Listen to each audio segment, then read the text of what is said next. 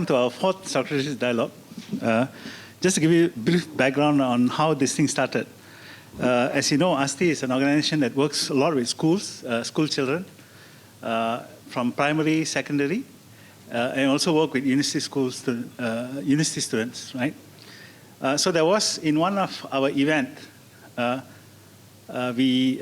was a lot of discussion on how to move things forward in so far as education and raising the level of conversation in the country, right?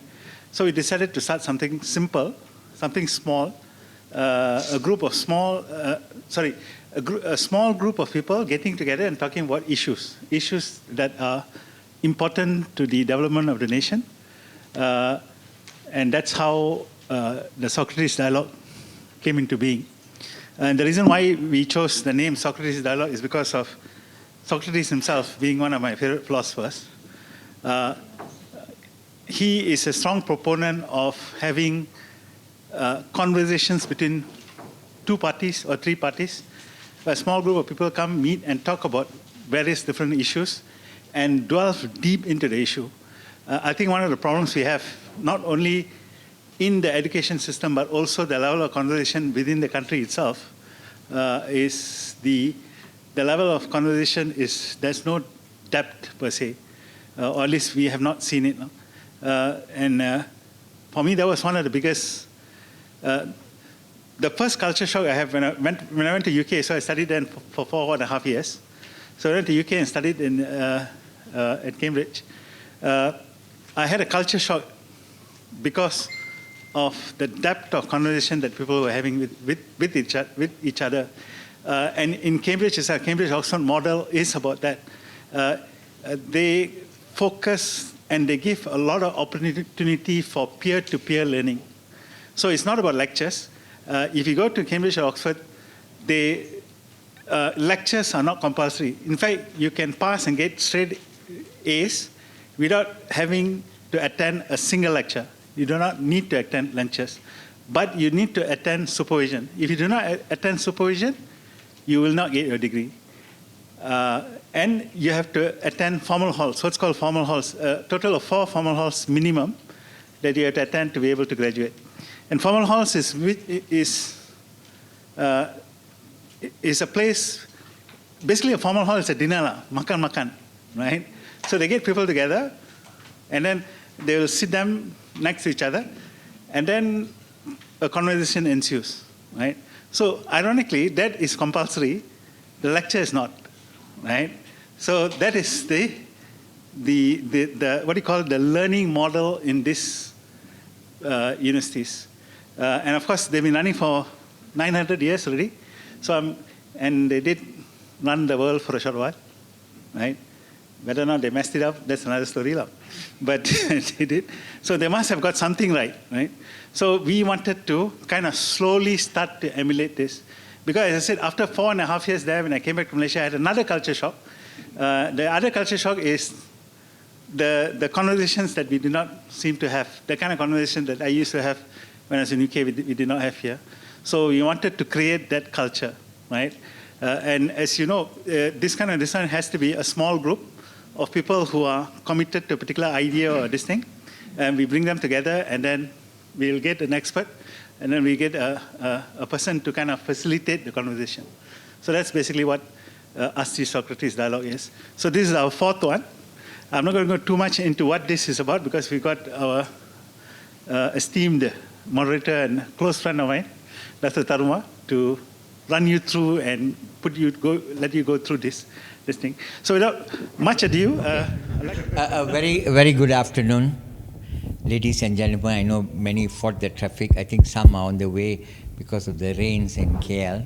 So as thanks for Dr. Yunus of ASTI to organize. He has all these type of ideas. Once he has the World Cafe we had once, where we sit around table generating ideas in terms of it, and thanks to Ingenium before I got. Actually, Dr. Yunus 20 years ago, when he was in Kazana, one of the things before getting in the Socrates Dialogue, he was like a philosopher. And at that time when he came, the people in Kazana said, what is he all about? So I said, this is Dr. Yunus, whole profile different. I did some consulting engagement. Then I said, being an investment banker, it was total role profile change. Then talked to Nung Sari, your guy. Nung Sari said, this Dr. Yunus is a man born beyond his times. He should have come much later, like a messiah or something. So that's why I came to know about Dr. Yunus, selfless in terms of this. Soon after he left Kazana, because he said he don't fit in, he's more for a lot of the work around charity, NGO, and his greatest gift was, I think, the Tamil schools in Malaysia benefited immensely. The whole teaching of STEM in terms of its selfless, he and the team of ASTI, the girls behind and the team, really started delving. And the achievement they did in Tamil schools was amazing. In the Tamil schools, the science take-up was fantastic. They won world champions, not Thomas Cup, but all the science fairs and all that. They were just beating these Tamil schools, all from Johor, Penang, you name it, they were winning the competition. And that's the entire Dr. Yunus I know about in terms of driving that change. And then he take ideas on a larger scale to really drive. Then we came out with a lot of the Socrates. So he is a modern day some sort of Socrates. See, Socrates created havoc in Athens. He's one of the philosophers. They actually wanted to kill him the day before he said, no, whatever, poison and all. And his pupil was one Plato. You would have known some history. Plato carried out some methodology, then Aristotle was a series. And Socrates said, I'm not versed of the subject matter. He always plays ignorant. So he said he get people to get a lot of thinking, different views in terms of what they need to do. And I think this is the purpose where the small session is to deep down, ask questions, answers in terms of it. And that's where the topic today, if you really look, organizational resilience, is something really contemporary now, right? That how a lot of people today face adversity. Nations face, organizations face, even at an individual level. I think recent pandemic, no country was really spared in terms of it, how the challenge happened. In terms of people's schools were not ready for online learning, hospital systems were not ready. Most of the people were not ready, and how adversity and all. So one of the things of resilience is that people try to bounce back. But in actual form, people bounce forward. That means new growth opportunities come out, new resilience. Later, we'll talk about, and we were talking the other day, the Dubai floods. Dubai is a country, right, desert, rain never, I think the few years rain fell in few hours in a day. Imagine Dubai was flooded. Why? They never had drainage system or no irrigation. Why you need to spend? Because throughout in memorial never had to do.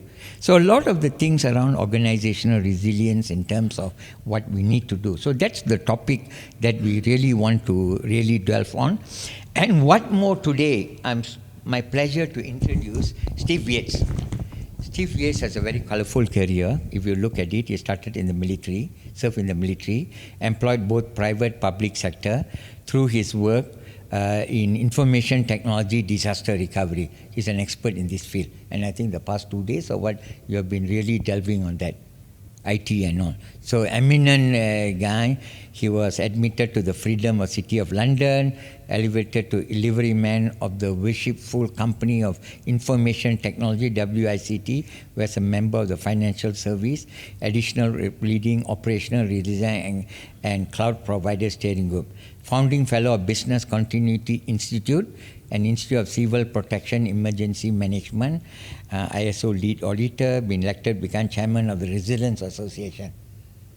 And his being here is partly due to Mahesh and the man sitting at the back, who is the founder, CEO of Ingenium, and you are the Asia chairman of Resilience Association, advisor, okay, of Resilience. So thanks to Ingenium. The last 4 days, Steve was here.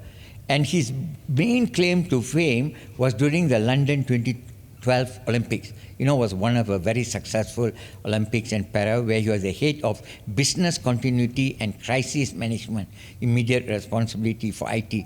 Normally you hear when things go wrong, then they'll say what happens, right? So when things all went well, he's the unsung hero. Nobody talks about him. If things go bad, he will be the first to be hung.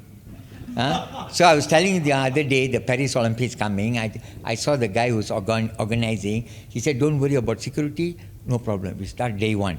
He was so confident, the Paris Olympic. I said, okay, looks like he has done more of the resilience planning and all. Okay, with that, I want to hand over Steve Yates. What we are going to do is that the format is that he's going to share some slides, because we want to level set what is organizational resilience. We all have different thinking in terms of organization, disaster recovery, continuity management, business. Many of you are coming from various fields. So I'll ask Steve to share a few slides so he level set in terms of organizational resilience. Then we get into a lot of question and answers. People feel free. I will also get him to this. And sometimes a provocation session. You can provoke him, please. That's what Socrates used to do. But you won't be hanged, one thing I'll tell you. Okay? Without much ado. I told them what I'm going to do if they try this, so I warned them. No, you're outnumbered. We have a lot of us here. It's being recorded, remember? Okay. Okay, please give a hand to welcome Steve Yates, the expert in this area, and over to you. Am I going to stand up? Yes. That's why I've chosen for podcast one. I would never take the term of expert. I'm always learning. And I think, because we don't know what's going to happen. Things change on a regular basis. And we have so many challenges in front of ourselves. And so I thought what might be good if I just set the scene of this world of operational resilience. It's been around for quite some time, but all of a sudden, this is for business, the regulators are coming in heavy, worldwide. And yet, most people don't fully understand what's about to happen. I wish I was younger. This is my day, they say, to really drive this initiative forward. I think really pleased about the laptops. We just hope, if ever you see the film Leave the World Behind, did you ever see the film Leave the World Behind?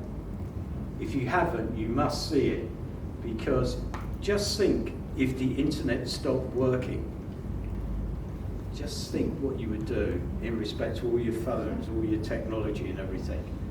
And there's a lot more to it. It's a brilliant film, and I've never had something where both my sons, my wife, we talked a lot about the film. We all sat there, and I had to go on the internet because there is a particular video which actually explains the film a bit more, because you have more questions than answers. And I only commend you to watch it if you've not watched it before. Anyway, like everybody else, I'd like to thank ASTI and also Ingenuine for inviting me along here. I've been running a training course Monday and Tuesday and yesterday today on elements, only elements of operational resilience. That's all that's been happening, not the whole subject, because there isn't anything around on the whole subject, because it's rather complex, sort of, rather complex. But I chair the Resilience Association. We work with collaborative partners around the world, in North America, across Asia Pacific, and also in the UK. And I think that's quite key. This is a global issue, and I just want to get it across to you. Operational resilience is a global issue. And from my point of view, I do thank the Worshipful Company of Information Technologies, which I'm a liveryman of. You may ask, what does a liveryman do? I can dress up and walk alongside the Lord Mayor's coach in London and look stupid, okay? Which is really good, because we live in the world of medieval days in this type of thing. Yet we're the 100th livery company, and we are driving forward certain subject areas, and I'm leading the one on operational resilience with the help of City University of London, and now I have 5 MSc students, so I've welcomed them on board because we're doing a particular study into this area. So I think the whole issue of helping out with students and bringing them up to date as well and assist them in their careers is where we are more than anything else. Anyway, there's a lot on that one. I just thought I'd introduce you to my group, and we also raise money on behalf of charities like everybody does, but specific charities out in the UK and internationally. Operational resilience, and I have to remind myself to read this because there's a bit of a chunk here. It's the ability of an organisation. Organisation, this means government as well, by the way. It's not just business, it's government agencies and their operations. To continue to operate, deliver its essential services in the event of an operational disruption. An operational disruption. Now, we're not talking normal stuff here. We're talking quite significant. I remember being out in the Middle East and we're speaking with the CEO out there, and he actually said, yeah, we live the world by significant disruptions and physically damaging events. That's what he plans against, and I think he was in advance of this whole new world that's coming along.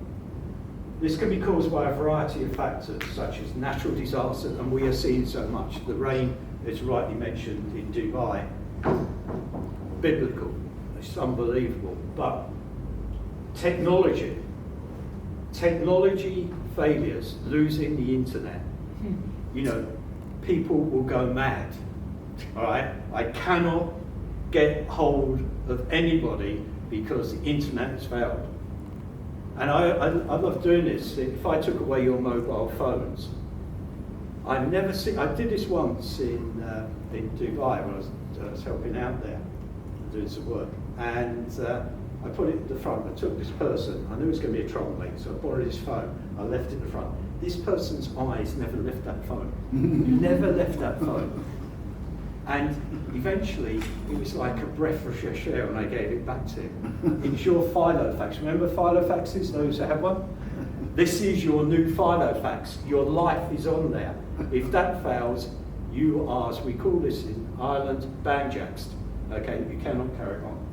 But technology and third-party failure. You know, I bring in technology again, cloud services, third parties, outsourcing operations. They're in there. And cyber attacks. I do a lot in cyber frameworks and other things like this. We have to understand, we are under attack from multiple different areas, not just climate change and natural disasters. And human error. Human error is quite an interesting one. That we do things without knowing them, simply. The majority of the brilliant report out today by Verizon about a whole range of data attacks, data breaches and everything else. We need to understand this. Human error. But just to tell you, this is operational resilience. All these areas, and I've done a couple of training courses this week on 2 of these subjects. This is continuity. Well, that's number one. Companies need to embrace it, and they're not enough at this time. It's also IT infrastructure and resilience. It's not working. Okay. Is this one working? Yeah. Okay.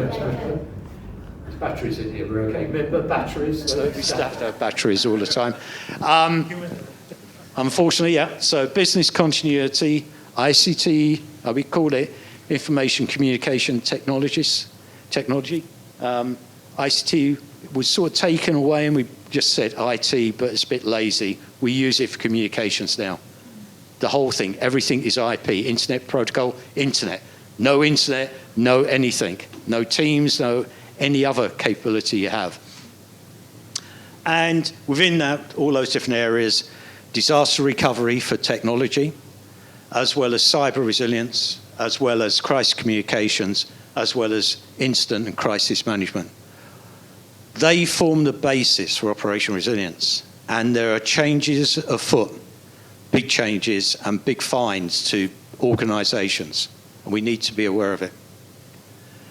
Just a couple of fumes, because we put in the brochure for this one about an uncertain future. This came out the other day about temperatures rising, and if you look at technology, it doesn't like too much heat. This was on 2 days, in the hills. One moment it's beautiful sunshine, next minute there's snow on the ground. just couldn't believe it. And this time of year, so April. This is Dubai. I remember seeing this aircraft landing, and the actual water was nearly right underneath where the pilots are. It was unbelievable what was happening there all of a sudden. There are different numbers. Somebody who came back from Dubai was saying it was like 2 months' rain in a couple of hours. I also heard the other thing, which could be a year's rain. Whatever it was a lot of rain, and it wasn't ready for it. The infrastructure and everything were not ready for this. This is in America. They have forever chemicals they've identified, and are only just about to put additional capability into the water to kill it. Forever chemicals will build up in your body and cause damage. We need to understand that. Suddenly people are talking about it. But then we also have dengue. Dengue fever is moving around. So forgetting about where we've been and still continuing with COVID, we're now getting another one, and there'll be another one, and it's not gone away. We need to understand that. We also have here our friends in Microsoft. Last week was the most number of patches they'd ever issued, and they had 2 zero-day thoughts. What does that mean? They've been around a long time, and nasty people have been able to attack electronic systems and do nasty things, some of which you'll never get to know, as happened here with our friends at AT&T. Originally said there's something like 75 million records were stolen from their system. It eventually moved to about 51 million. But this didn't happen yesterday.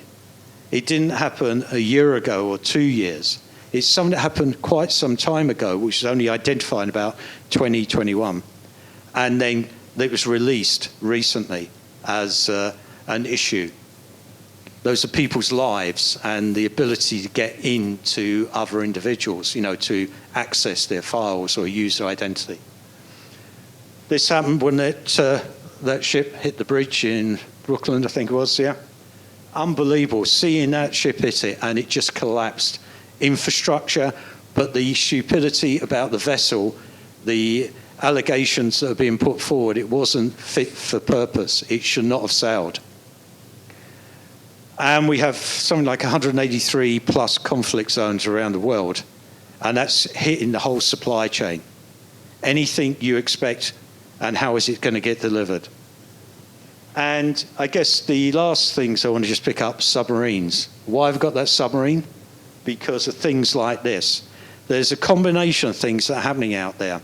Because of nation-state attacks and everything, they have capability to get information. 95% of the internet, that great thing I said disappears, go undersea between countries.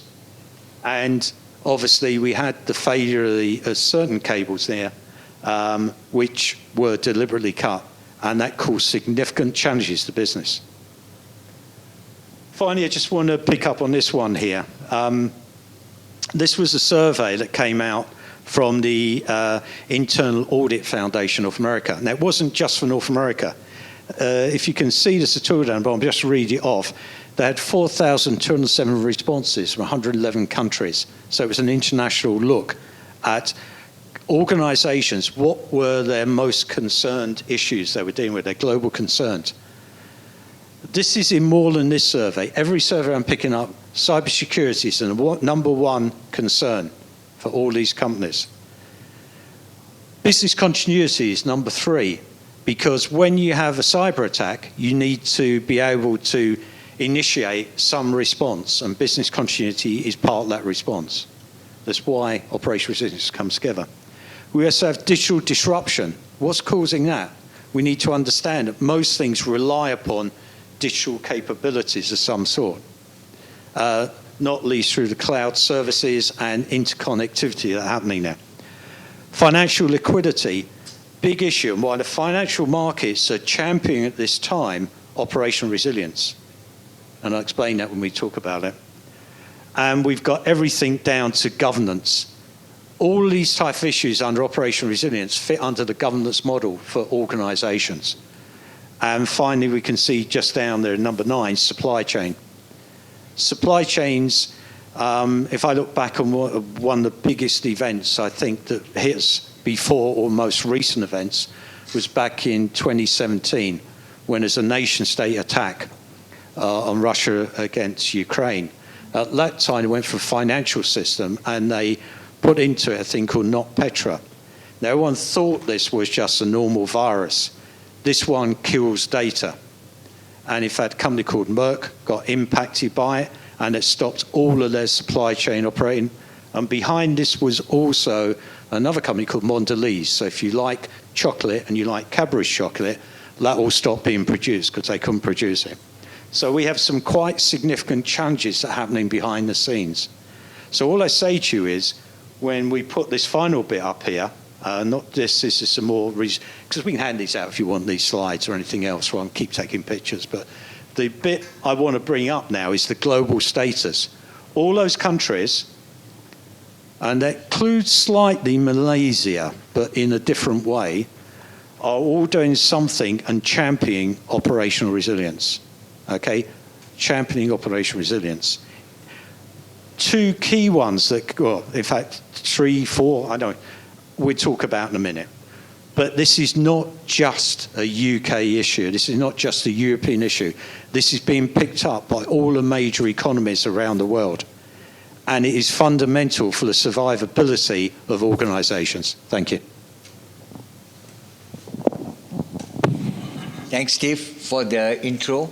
Let's get into the whole question. I think we level set in terms of what organizational resilience is all about. You see, way back in Malaysia, coming to more Malaysia, there was a lot of emphasis around business continuity.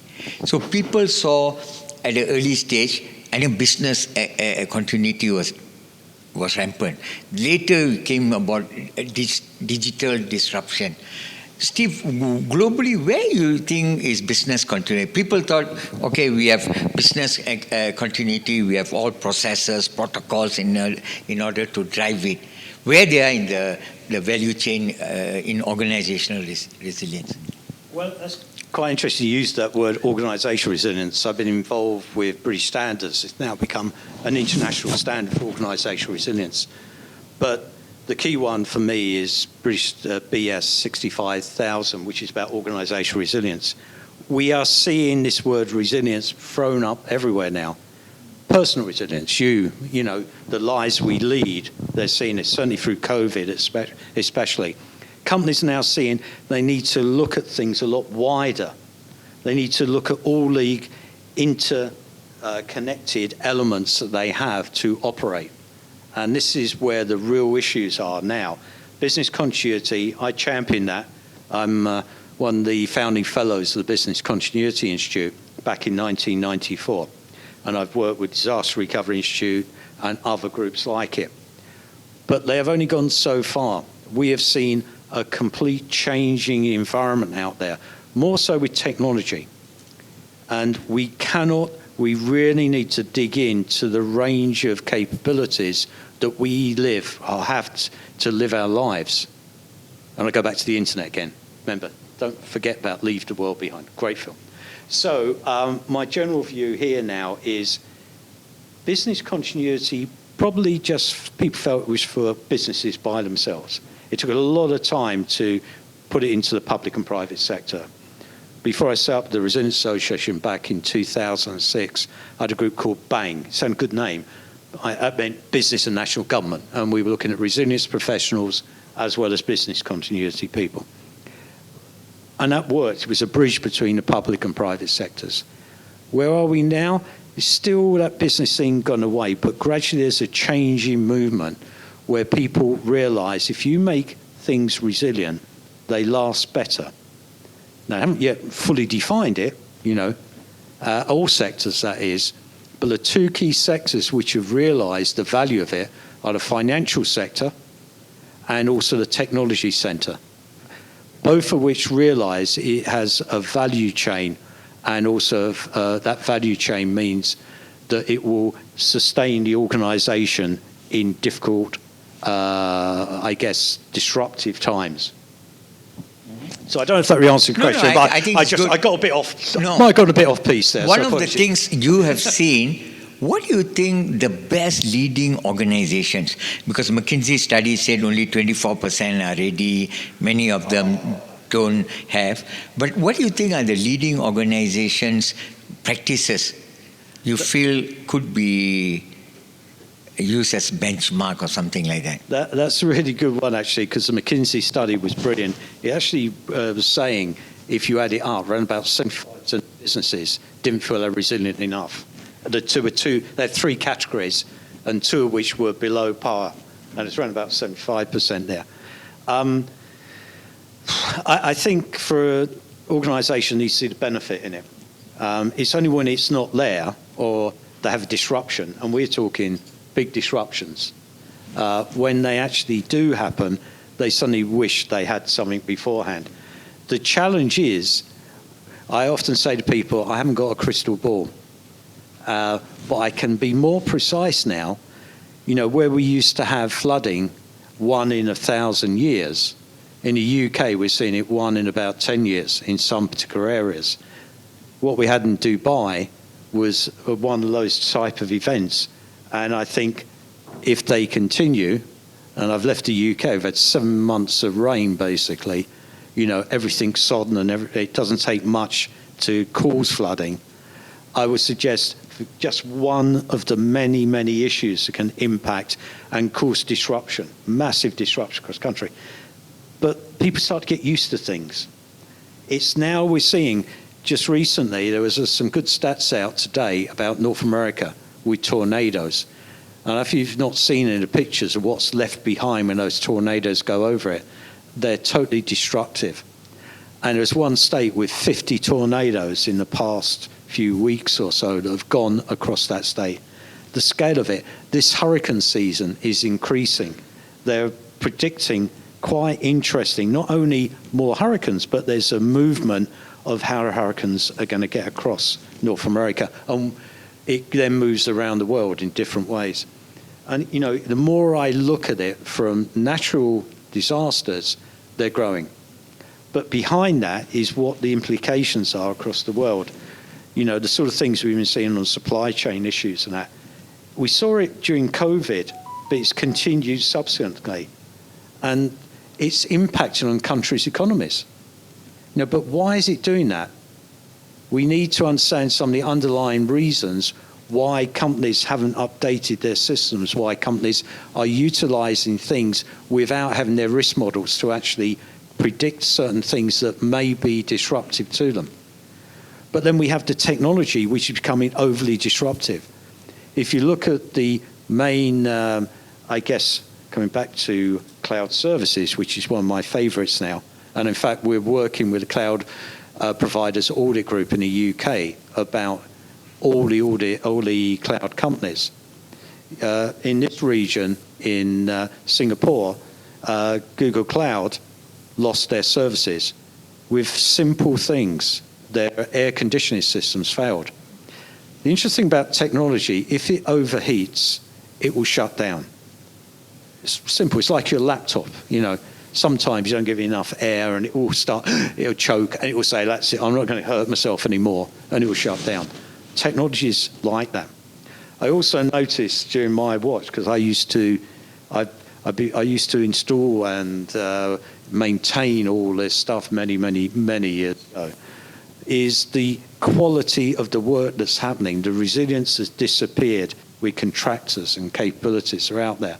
In my personal experience, and there's a lot of other people say otherwise, but I'm open to have long debates about this. We need to be more precise about things. We need to understand the individual. We need more training. And we also need to have this embedded in organisations so they realise the value of it. The new regulations, companies are going to have to do it. The biggest business organisations globally, although the financial services group is driving it, the cloud providers, the third parties and outsourced operations, if they want to trade with any financial organisation, have to upgrade their capabilities. And that means it's benefit to all other sectors, which is good. They have to produce proper relationships with the financial services organisations. If they're doing it for them, they can do it for other organisations as well. So I think this is the time. It's the time when we're going to see more clarity and understanding of this subject called operational resilience, because they have to. Big fines are ready, and those organisations, there's only so many fines they can keep taking on it, I'd suggest. Thanks. I think it's time to open to the floor, get the questions flowing. Anyone wants to start first? Okay. It's going to be a difficult one here. Hello. Thank you, Steve, for your introduction. It was very clear. Just to give you a background, my first job after I graduated my undergrad, before going on to do my master's and PhD, was as a risk analyst for Liberty Risk. So this is something that, the idea of risk management and disaster recovery is something that I was exposed to early on, right? But I do notice, I guess all over the world, but I can only talk about Malaysia because I've been living here and I've been practicing my work, everything here, that the idea of risk management and disaster management is still very, very, I would say, at its infant stage. And you could see this during the COVID-19 response that we, not just the government, but also the people, were able to, respond to the pandemic, right? It was not that great lump, right? And it caused a lot of pain, and the pain is still continuing, right? Although the COVID pandemic itself is behind us, the after effect, right, is still there. As they say, if you take medication, so it'll get rid of your symptoms, but then the medication will result in new diseases that will remain in the body for longer periods. So I feel that has happened to some extent. And I can talk about the education sector just to focus in, because ASTI works a lot in the education sector. In the 2 years of pandemic lockdown, a lot of students were left behind. There were many reports. And there was also what's called a generational gap now, where a lot of students will not be able to get themselves ready for a world which is extremely uncertain, right? I mean, the topic is navigating through uncertain times, right? And the idea of uncertain times is getting worse now.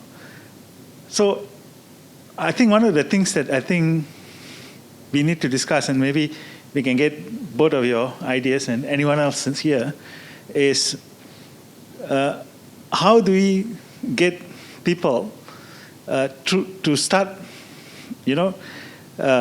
talking about this, the idea of operational resilience, right, in the broader scope of things, not just in operational resilience, but also human resilience. How am I able to cope with this thing? So I think education has got a component. How do we get education systems into it? And how do we get teachers to be involved as well? Because a lot of the schooling, first you got the ministry, at the ministry level, they were not ready for the pandemic. The schools were not ready for the pandemic. The parents and students were not ready as well, right? And of course the question is, can you really be ready for this? I mean, is that something, is it fair for us to ask them to be ready for something like this? Yeah? Yeah. Can I just answer the question just for a moment? I've come to you because you've got to see this as a global issue. What you've just described in Malaysia is no different to any other country around the world. They were not ready for this sort of thing. I've a couple of issues about what you said, but in general, I fully support that.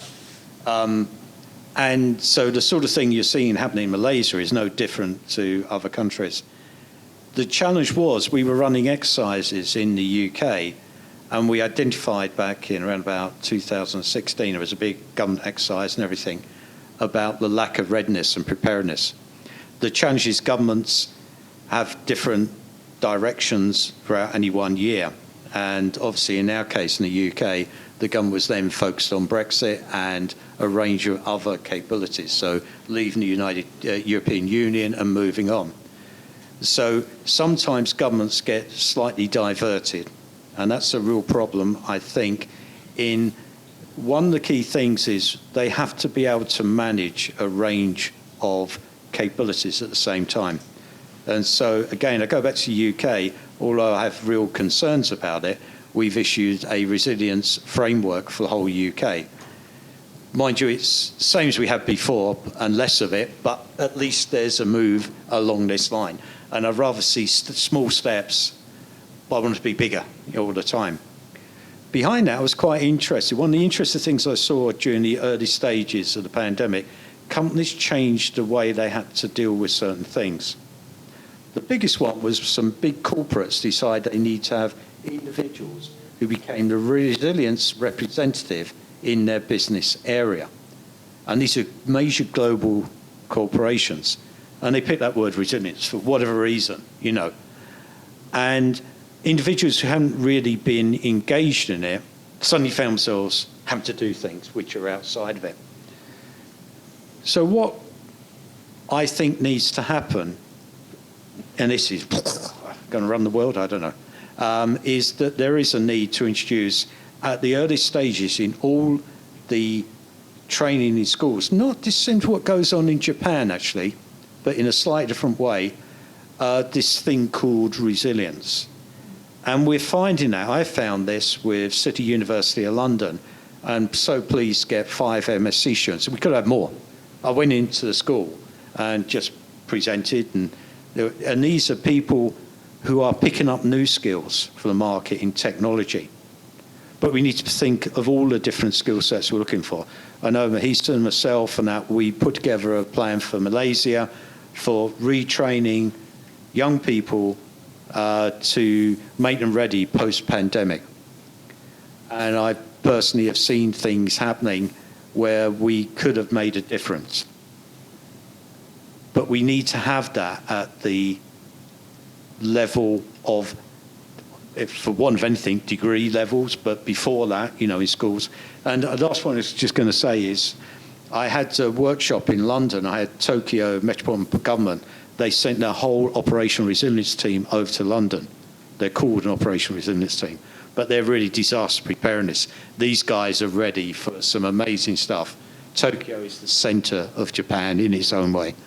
And we had this one-day workshop and everything. And what they were doing was just seeing if they missed anything in their plans. They were looking at how the UK does things and that, but also had a chance to talk to them some of the subsets that are going on. And the great thing is, in Japan, they've introduced some very simple things with a big output, using pieces of technology for people who live there and visitors and in the schools. And they had it anyway, because they had it for earthquakes and everything else. But they're using that model to try and develop it further. So you've got to start somewhere and then develop that from that point. So I know that gentleman over there wants to talk as well. So. Yeah. I've got some research. Okay, sorry. Halim Saidnak from Kuala Lumpur. I've got some statistics here to show whether there was a pandemic of COVID-19 in Malaysia or not. Okay. In the year 2019, the pandemic started. Okay, the total death in Malaysia was 168,000, whereas in 2018 it was 172,000. There was a decrease of about 3.9% in total deaths in Malaysia, instead of increase of total death.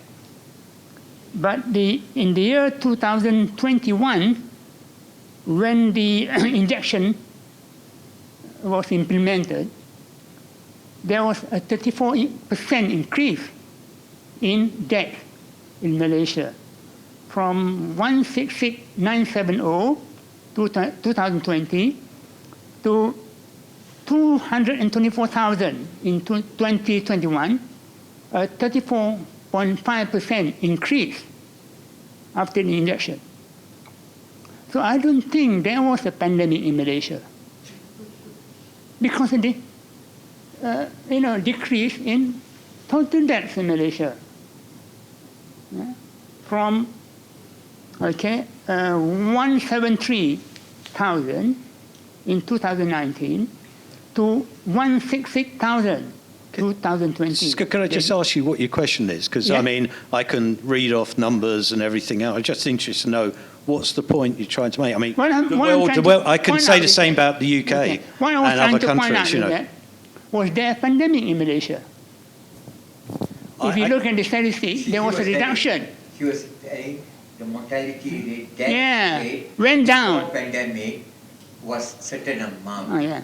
When pandemic happened, it went down By 3.9%. by 3.9% after And, pandemic. and then after the injection, Injection aggravated it. increased. The death rate increased. I mean, I understand conspiracy theories, which I think you might No, be I'm travelling not talking about anything. but I can look at this worldwide, and we've got to look that it takes a while to get movements in things. I can take you back to London 2012. During my watch there, which was 4 years, we went through 2 bird flu pandemics.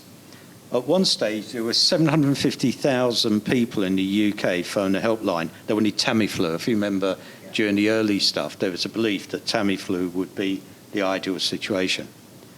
What then happened was the staff we had on the Olympics, we had over 50,000 there. I was part of a small group of 188, and we were controlling over 50,000 contractors. We only had 1% sickness. So there's 750,000 people saying they felt ill, and 1% were now. I've always meant to do use figures like that to do some look into it. But one thing that happened there was we made a decision, whatever happened, we were going to run the Olympics, and so we weren't going to have people coming in to assist with spreading this stuff. So we had planned at that time to run the Olympics without people. Unfortunately, people get together, and without knowing how that was, I went out to Tokyo, by the way, and told them, if you have the same sort of thing, still run the Olympics, you can do it, but they decided to delay it another year. But those numbers, a lot of that could have been delayed because of the way people come together. But resilience, these massive events that happen, we could plan for them. We were planning for them in the UK, and then suddenly it stops. We need government to take more of an interest. And yes, I don't want to get involved in the issues that go with this, which are a lot wider than my knowledge as well. All I know, I'm hopefully part of the people working towards the solution. And where we are now, we've seen this happen to all world economies everywhere. We're seeing some other events coming out of it, but we need to plan for the next one. Unfortunately, people have dropped their guards now. And I'm really interested in this dengue flu issue, which is growing as we speak. It's right across North America and that. And someone will find North America and South America. But hang on a moment, we've got to live our lives. We're either going to close ourselves down and stop things, or we're going to do things. And so my personal view is, if we want to make issues with government, that's not my game. I'm here as a planner. I've been an emergency planner as well. I've been a Cat 1, Cat 2 emergency planner. I've also been, working with business, and I've been in the military, and I've seen bad things and good things. So my general view is we've got to help society manage these things. Today, my biggest issue is the number of people with mental health at this present time. I've never seen the scale of it. That's why my organisation Helps Mind and other groups like it, Help for Heroes and groups like this. We really need to understand we don't have enough resources to deal with it. We want to get people back to work. We don't want them to stew at home and they'll have a big problem. But you also have to consider the young people who are coming through the whole system. And so my general view is that we can be as negative as we like and be as morose and everything else. I'm pretty upbeat most of the time. I did threaten to drop my trousers and show my backside just so we get extra viewage on YouTube, But my general view of this is most of these things are preventable if we work together. some of these things are outside my control. We have big issues here with the whole point of the way we look after this planet, and I have been involved in that as well. But I think specifically my role in life is to prevent and have a response available, if that's anything. I feel very excited by the way things are happening now, how we're looking at this word resilience and how we're developing it. And so my cup's always half full, you know, and I'm always trying to build it up a bit more. And I think that's the best way to do it. Otherwise, we'd all feel rather morose and, you know, oh, I can't do anything. And we can do things together. And if we want to do things together, we need to get it across all the society, whichever country you're in. This is way off of business continuity, by the way, and stuff we talked about. But that's part of an equation we need to consider, how we can join things together. I could go on forever. I'm sorry about this. Yeah. Just to follow up earlier, Dr. Yunus mentioned about this mental issue. When the height of pandemic was going on, many people were focusing on process, protocols, and all that. Little they did not know, majority of the employees were impacted in various ways. The family was impacted, parents were impacted, but leaders assume there's something in the psychological world. They say people have personality traits. They say resilience is a personality trait with individuals.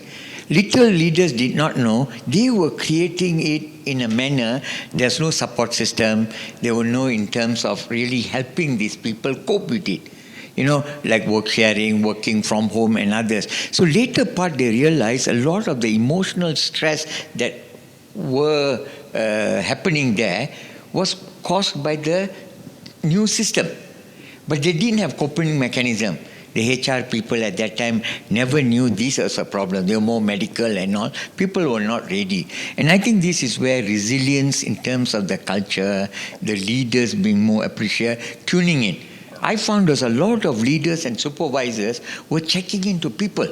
In Malaysia, I could see that the better companies were calling up not about numbers, have you done your work? They were really checking, are you okay? Are you this? What help they needed in terms of it? And that was a coping mechanism in which the system around them came. Rather than telling you are not a resilient person, that guy is there. It has nothing to do. You can create the people and develop in terms of coping mechanisms that need to be done. And I think that was a journey that people want to do in terms of moving forward. Can I just say one of the biggest coping mechanisms is people at work like this. This is a coping mechanism where you can talk with other people. Trying to do it over Teams or Zoom or something else, you're so distant. I've been involved in so many meetings like that. They don't have any value to me, you know. And I think that people have lost the ability because of it. When you get a group together, it's quite amazing, you know, how you can perceive the situation a lot better. However, the thing which drives it is the economy of the country. You know, people want to have a nice life. You know, things have been getting in the way. They want to be able to buy things. They want to be able to drive themselves, their families. They want, not drive a vehicle, but, you know, drive them forward mentally as well. And if things are good, and they see things as being good, that's great. And I believe operational resilience is part of that journey, because what I can see without it is not very nice, because we're becoming so technology-centric. As soon as it fails, all right, so I'm going to take all your mobile phones away. I'm going to leave, you're going to walk out here really miserable if I was to step on every one of them, because I've just destroyed your life. But it's beyond that. It's that whole capability, because we have got this now. And everyone keeps talking to me about AI and everything else, and I'm actually in a group looking at AI, generative AI. I knew them as different names before, all right? They've always been around. There's nothing spectacular to me. The new stuff is quite challenging, all right? The whole central AI bit. We could have lots of discussions about this one. But we need something which joins our society together. And one of the things is technology. We're not going to get rid of it. It's critical to everything we do, everything we touch, every service we use, and the rest of it. If those services fail, then it impacts on the community itself. If businesses lose those services, it affects the economy. Operational resilience is there to tie that together, to make sure that organisations are actually taking care of the support elements of our lives which we all rely upon. And if they're not, they're going to lose money now because there's going to be some big fines coming out. So from my side, my cup's half full and I look forward on this whole thing because the options are in front of us, but we need to then start looking at how we get that message out even more now. Can you take that phone away from him? That's got to go. It's going to be stamped on. I'm sorry, it's going to be stamped on here. But that's probably tennis. The time's up, so I better hand over here. Okay, is there any others? I want to open to others, any contrary views or something, or people who want to have some more observation? Come on, you must have something to say. Yeah, Doctor. I mean, we name and shame here, you guys. Maybe Ramesh, you work for Security Commission. You is part of the business continuity team. How prepared is ASTI? Put you on the spot.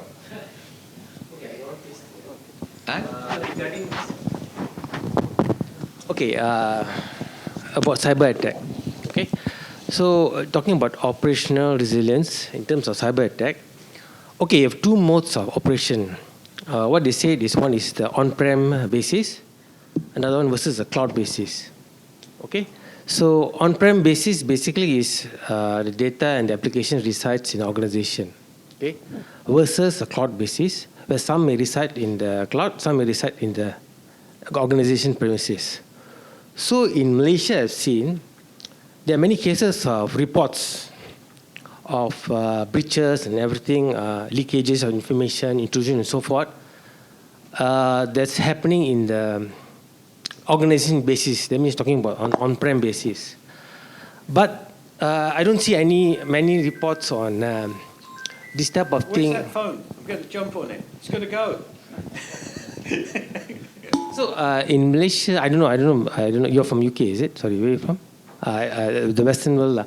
I don't know. In Malaysia, we don't see many incidents of reported breaches that are happening. In example, cloud providers like you have Azure, then you have Amazon and so forth. Alibaba is not in the forefront yet, anyway.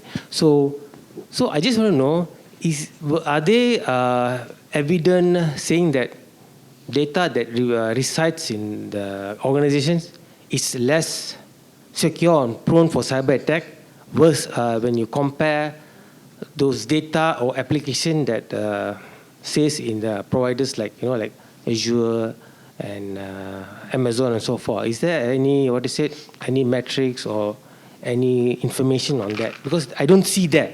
Either they're hiding the facts or the government not revealing it. But in Malaysia, we can see more on organization level. You don't see from the provider itself.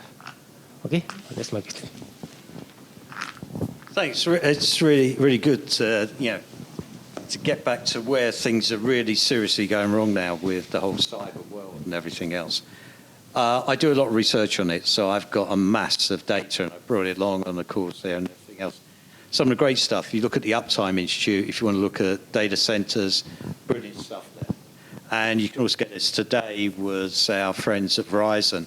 They produced a report based upon their user. No, but the thing is, this is looking at the data of, what is causing these failures and everything else.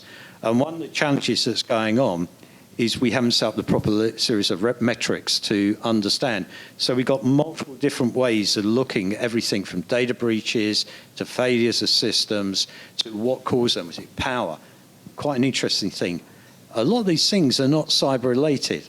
This is power, or they could be aircon systems or something else which are failing. They're not fit for purpose, or it's just not properly managed, or they're not being properly maintained. And that's why I look at a lot of infrastructure of our societies. This is lack of investment or things like that. So I'm looking at one particular country. This is general across the world, and we see things collapse because of either natural disasters or the fact they weren't built correctly or they're old. There's a multitude of things, but we haven't got those right level of metrics to get the right data together to aim back at the people and make a change with it, like similar to COVID and some of the elements that were going on there. But I would say that there is a lot of data out there, and with it, there's also a belief by the regulator at the moment with Operation Resilient. The Bank of England have issued a resilience policy. The European Parliament, which is part of 27 countries in Europe, they have issued an act of European Parliament Act, which was specific about cloud services, third parties, etc. Britain's about to do the same. Both countries, 27 in Europe and the UK, are about to go out there with a new cyber resilience. Well, the Cyber Resilience Act is going to be in Europe, and the UK is doing this in different ways. We've done this throughout all our network operators and things, etc. And we're seeing this across the world in other countries. They are looking at their infrastructure to start making that more capable, because if people in the cloud world and third parties and outsourcing mess up, in Europe, they're going to get a big fine. You know, these guys have got some great stuff there. And you could see at least 1% of their global turnover straight away, and there's a view to moving up to 7.5% of their global turnover fining and everything else. We've seen this in Australia, we're seeing it in Switzerland and other things, but a lot of aiming at cybersecurity because they're trying to, I guess, make their capabilities, their electronic capabilities, more resilient to the bad guys. But the bad guys are getting better, all right? So this is where the problem is. The bad guys, because the stupidity is, and we go back to the big operators, not least Microsoft, you know, the number of flaws they're identifying in their system, and they've been there for a long time, and that these people are designers, everything, and they must be really bored. They've got to have some mental health problems as far as I'm concerned, because they spend all this time digging around out there. But then you've got to see the amount of money they're making from ransomware attacks, from other, make people pay money for something, you know, that's the other thing. You have to give me money, you know, and people say, oh, let's give them money, it's a great thing, you know, not checking the people out. There's a big education process that's missing here. And I think that's the thing. In the UK, we have cyber security centres that are being built. They're already there, but they're increasing it in local communities now, local cities and other things. You need to have that here. You need to have a big education process, because you're not going to stop technology growth. But we've got to plug it from all ends. It's got to be part of the culture of the country to know bad people are after you, you know. Like the gentleman over there gave me a piece of paper, 160,000 something, I think, according to this piece of paper I've got. I think we have to look at what is causing the change. And how many times do I see people who've had a problem, you know, coming on that's affected their mental health and everything? You've got to help them. But that help's got to come through education. And we don't have enough education in this space. So the reason coming here as well is say, this is a great opportunity. If I were, you know, if I had the links into Malaysian government, I'd love to talk to them, because I think they have a brilliant opportunity to do something which will assist the economy here, to move things forward, and, you know, organisations, it's to their benefit as well. It's not something that's going to stop them growing or doing things. So I don't really answer your question, but it's a great space to talk about it. You were asking on-prem versus the cloud. No, don't. That's a financial issue, by the way. So I wouldn't go down that way. It's what do I prefer, private cloud or main cloud? You know, they all have their pluses and minuses. Yeah. On-prem, the financial resources used to, I would call it, mitigate the risk. Not many companies have that sophisticated in-house IT infrastructure and demand. Whereas the guys, the big boys, they have deep pockets and they spend a lot of money in terms of trying to do that. But I think there are breaches, but somehow or other, sometimes some are just... There are too many options. You should come on my course earlier on. I was talking about all those, so, you know, that was fine. About IT infrastructure and IT disaster recovery. You know, each one has a plus and a minus, and, you know, you need to really investigate it, mainly to do with the providers. and you're very limited in options here. You need more options. And I was really impressed from what my conversation before we started here about Microsoft and AWS looking to expand into Malaysia. If that's 100%, that's what you need. You need to have the options to grow the economy. You need their services. At the moment, you're limited, and you can't offer that level of resilience with what you currently have, I don't believe. See, now what they have, there's a recent trend I was reading, they have a greenhouse kind of cloud this thing, so that on-prem, you isolate any malware attack or something, so they go to this clean room effect to try to minimize and to get this disruption. Yeah. Who does that? Okay, one more relation, of course, coming from cyber attack.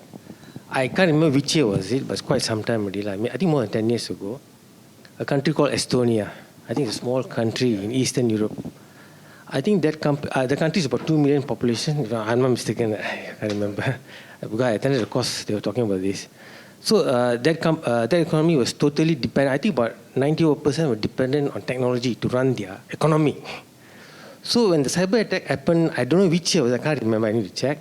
Quite some time already, I think more than 10 years, if I remember.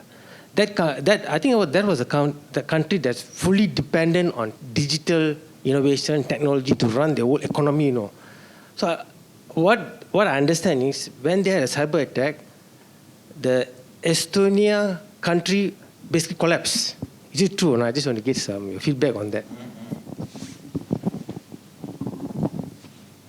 We haven't seen it yet. I mean, I fear for a lot of projects nowadays, I don't get involved in normal things. I don't know why, but I don't know. And the biggest challenge, I think, for any organisation, these digital transformation projects. Now, this is going to send you to sleep in a minute, so I'm going to try and make it more simple. We're becoming more and more dependent on certain things, but without the right level of understanding and training, all the people doing those projects who understand what it is they were trying to deliver in the final piece of it all. And what we've seen now is a lot of digital transformation projects actually happen because of COVID. And they were not properly planned. They were fast-tracked in, and they left holes in the system for nasty people to do nasty things. And now there's a rush to try and close them up. The good side is if you were behind the curve, you can rush to catch up and find out all the stupid things were done in front of you.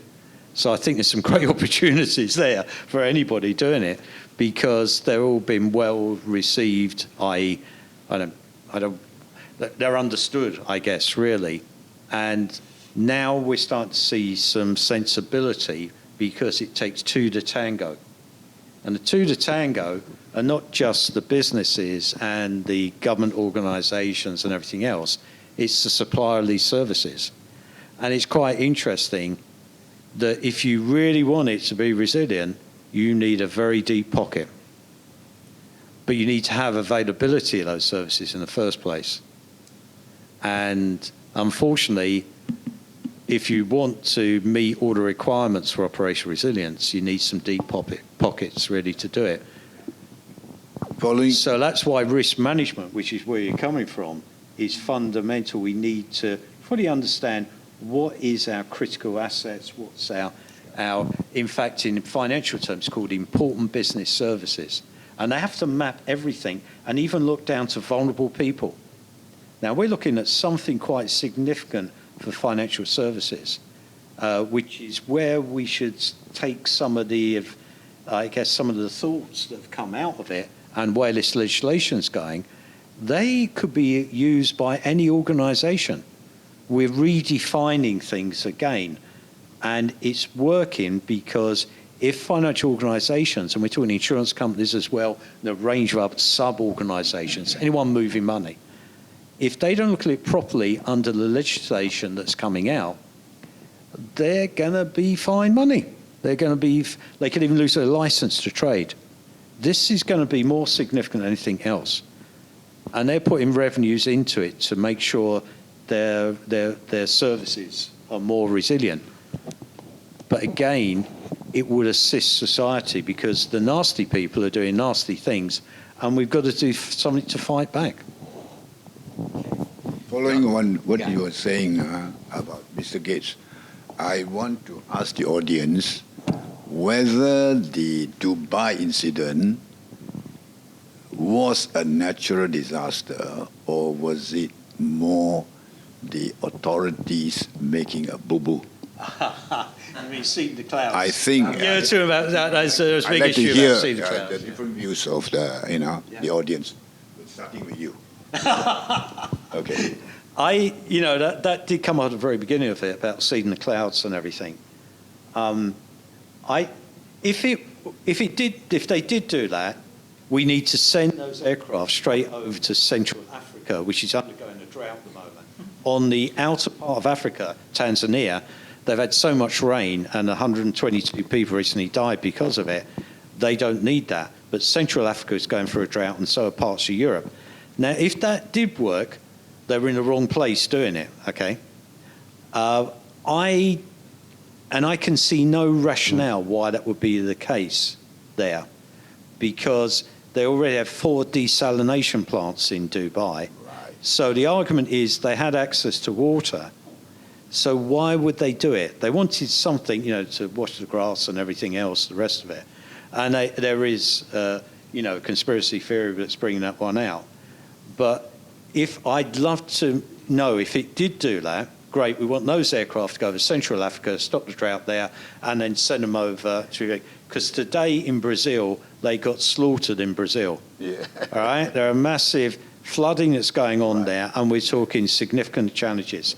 So if that's the thing man can do, great. This is where you take on to the Dr. Yusuf's idea about accountability. And I think the people who are in charge are the one who are making the decision. And this is where the negligent bordering on the... I'm not running with either your two arguments, by the way. A very good friend of mine, Yeah. and I've worked for many years and that. He did an exercise in London before 7th of July in London. We had 56 people lost their lives through terrorist events. He was working with the British government the week before, and they were running exactly the same exercise to prepare London for something like this, all right? And he was speaking at a conference, and conspiracists were there and everything else. I know this person personally. I know we were also looking at running similar type events because we could see something happening from the Olympics. The day before the 7/7, London was given the Olympics. Then immediately following it, this event happened. 3 explosions on the underground and 1 on a double-decker bus. 56 lives were lost. That included the nasty people with the explosives and everything. But, people can make things out of things. We need to have proper research, and we can do this, right, as a group. But, throwing things around is not my game anymore. Everything I do, I research a lot, and I know lots of people. We don't have to blame anybody, Well, but we are now he's the saying good that guy. the people He was on the in good charge, side, he's one of the good guys. The people who are in charge should adopt some kind of accountability, bordering on the negligence and human error. I'm looking at the economy. So it's okay. Let's stay on the reals, the challenge we have, which have been brought out of other things. If we can stay on the economy, I'm going to come back to observation resilience. If we can use that to make a change in the way businesses operate, and they take more responsibility for their customers through vulnerable people and other things like that, I think it's a good step forward. It's a plus point there. And that's also making the economy ready for these seismic changes caused by climate change or by other things that may happen to dismiss or cause disruption in the society or bring a society down, because we see this during elections. We're going to see a mass of it worldwide this year because there are so many elections going, not least in North America. So hang on here, I'm going to see millions of conspiracy theories come out this one. But reality is we need some way of putting stability into economies, into the people who live in those societies, so they feel safe and feel valued. Sorry. Okay. Don't you think that the people who are in charge should be also be accountable? And not just getting away, just saying, come on, I won't my do it government's again. been sacked because of it, so don't Yeah, go down this that's route, you know. But I would say to everybody here, people are being made accountable through legislation. If you feel this unsteady here, you know, you need to bring the government into the conversation. And reality says that if we have formal governments around certain things, we can make a change. And I'm seeing that already happening. The challenge is people take a position, and certainly in universities in North America, I've never seen anything like this. And it's sort of going back to the 1930s. But it's so easy because of social media to wind people up and get them to drive in a different direction. Right. We need to put more controls, which is happening in the UK. We're putting more controls on the social media, and these big guys don't like it. All right, the big corporates. It's not governments don't worry me, it's the big corporates. So let's come back to some things which we are doing, which may be part of the solution, rather than to come from the other end, which we'll probably all end up with mental health issues with if we carry on with it much longer, you know. Any others we haven't heard from? Have some observations, some questions? Come on, let's get it from business. Go for it. Yeah. So, hi, Sasha. I kept looking at the theme, which is understanding operational resilience and navigating through an uncertain future. And of course, the spelling of uncertain is also uncertain. and two words keep being thrown back at me as I look at this, which is adaptability and agility. So, from personal experience, being adaptable and being agile fosters operational resilience or resilience in itself. But the challenge that I'm having is that in certain industries, government legislation doesn't run in tandem in fostering or growing certain creative practices that enable resilience in an uncertain future. So is this the case only in countries like Malaysia, or it is just all around the world? How should governments enable organizations to be creative? You want to foster creativity, but you have laggard legislations that do not enable, do not foster creativity. And creativity, I think, is the backbone of being agile and adaptive in an uncertain future. Do you want me to answer it? Oh, well, I'm not the right person to answer it because I don't live here. So, I looked at this. So and I don't want to upset the government because I could get out the place. But I mean, I have views, like we all have views as such. My views are half cup full to begin with, and the good side is during the time, thanks to Eason, I've been working out here over the last 7 or so years, running training courses like this. This week, for instance, we had 22 people on a business continuity management course that I run for 2 days, and we had 12 on the IT infrastructure. Last year it was the opposite way round, numbers sort of thing. So there is a latent demand here in the country. The challenge is they need some further support from the government. For the HRD stuff, that they were partially financed, a great scheme, but there needs to be more of an interest taken and more support from businesses here, because it's their benefit as well. The more the economy grows, everyone gets a bit more of the action and the rest of it. So my general view is, we need to have these conversations at this stage. I mean, in the UK and Europe, the conversation will happen. The concept of taking things forward, and there'll be a good case studies that will be coming out of some of the different things that are going on here.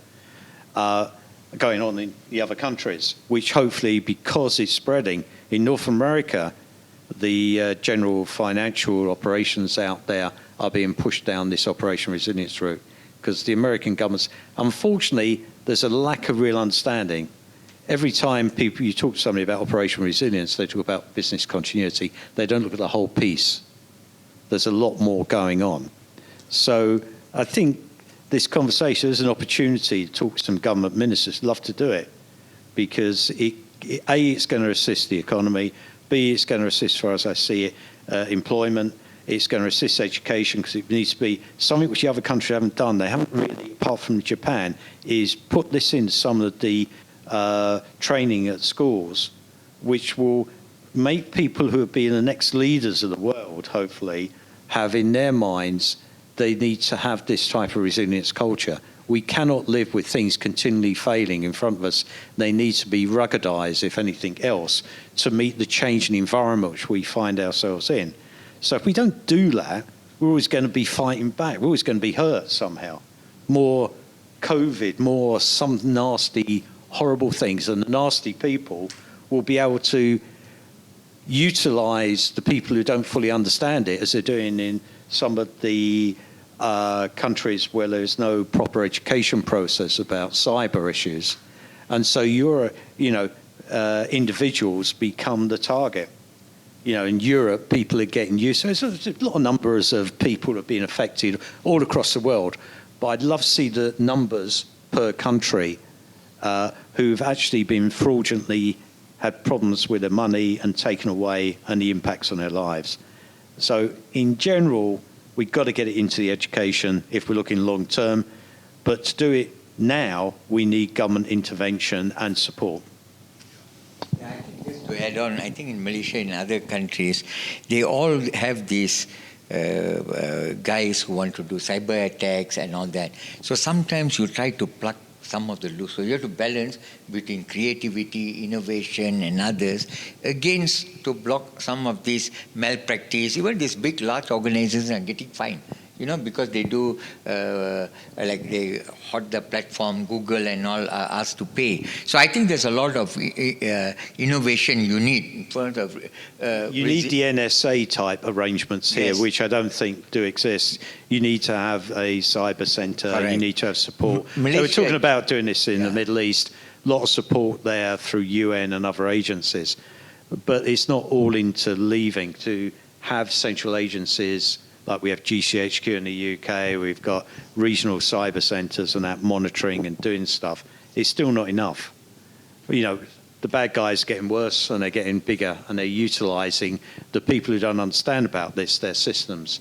I think, everything you're carrying around with you, either mobily or at home, could be being used by the nasty people to send DDoS attacks, either attacking systems and penetrating them, and then they come in behind it during that attack whilst the IT guys are looking elsewhere.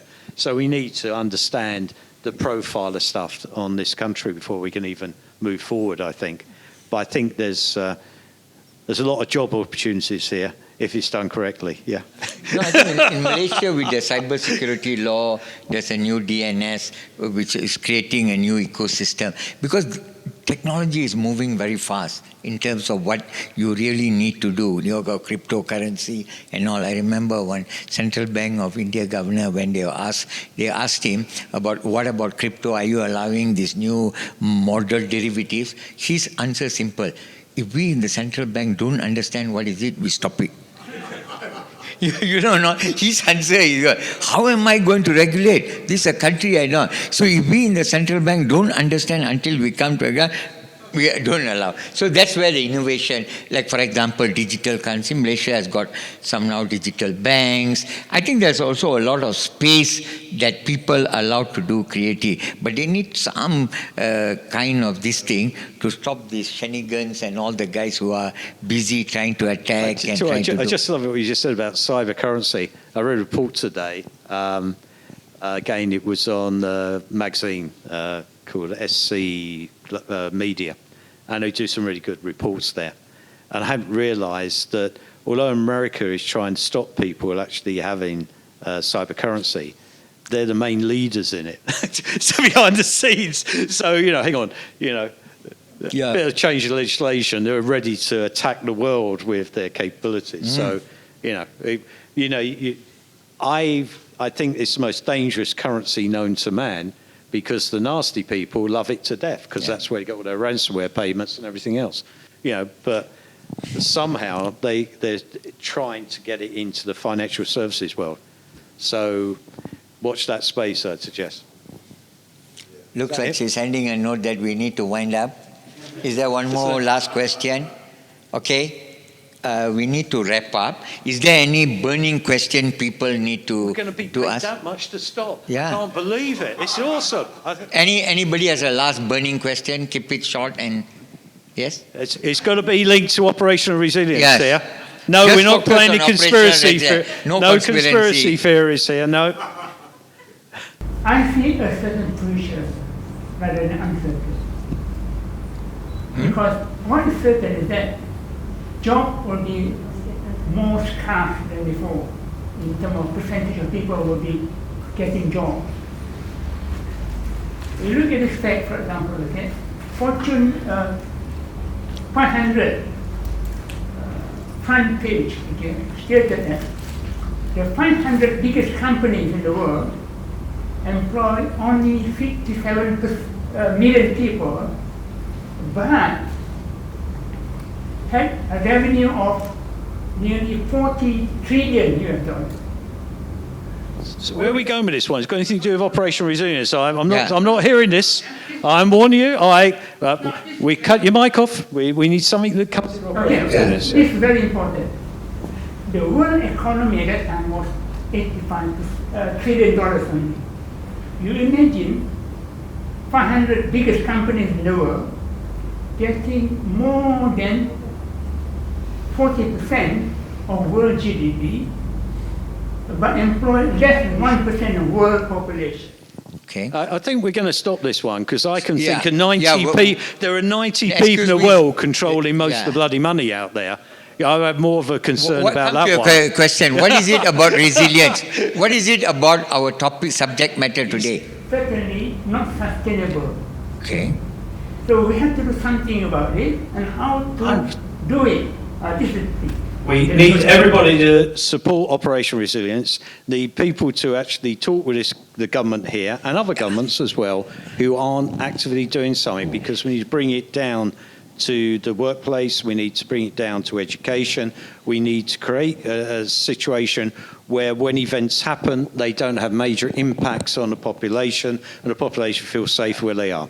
You know, the other thing, like the subject matter could be another series of Socrates Dialogue we can have happen. There's this whole optimist telling, just to cut short, I've looked at it. People are telling just when the internet was invented, people will all lose jobs. I think it's a matter of transition in workforce transformation. People will get other type of job. You got to reskill some of the thing, and the world will. I'm a very optimistic. Well, keep So off we'll that probably corporate. Keep off the corporate bit. Yeah. You know, we got to think of the people. Sure. So thanks. In term, any other, Yunus, you want to have some final this thing? So thanks in terms of it. I know it's a subject that's quite evolving in terms of it. Thanks for your patience. I know we ran a bit extra time in terms of it. So probably there are some other things that Yunus will have to have so much of subject matter. I think today in terms of the operational, then we got some understanding, thinking in terms of raising awareness in terms of what needed. And that's the more understanding of this subject. And Steve Yates, I really like to thank you. I know to come here and shed some light in order of raising the awareness and all. Thank you so much. And have a safe trip tomorrow back to UK. Let's give a round of applause and thank him. Thank you.